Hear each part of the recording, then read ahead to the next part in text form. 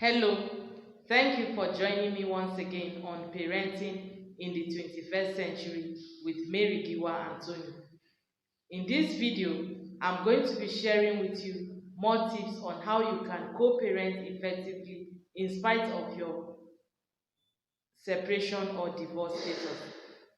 In my last video, I was able to share some tips on how you can co-parent effectively in spite of your divorce or separation status.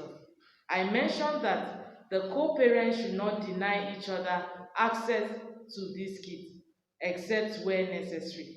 I also mentioned that the couple in question learn to trade off their differences in the interest of the children they brought forth as a result of the consummation of their love. Let me also add in this video that you must try to minimize conflict.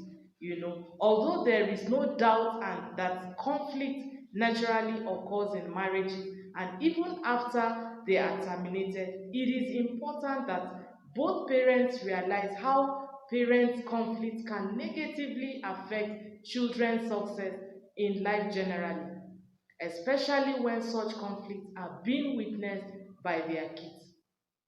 So this negative effect of parent conflict on children should be a motivation for co-parents to, as much as possible, minimize conflict in their co-parenting relationship. Emphasis on conflict reduction after divorce should become a priority. Thus, parents must reduce the amount of conflict in their relationship after divorce or separation to stop their children from becoming adversely affected. Another thing is be up to date with your obligation. It is expected that even after separation or divorce, the co-parent should, in most cases, still be able to meet up to the obligation of the welfare of the child. And oftentimes you find out that it is the mother who handles the child when he is still little. And so whatever the woman has to do, the father in question needs to bring his contribution so as to raise this child. In other words, do not allow any resentment as a co-parent or your other co-parents stop you from fulfilling your financial obligations to your children.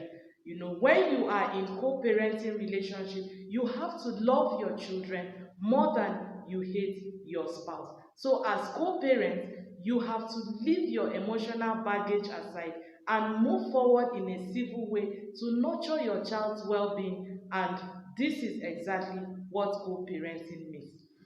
Thank you and see you in my next video on parenting in the 21st century.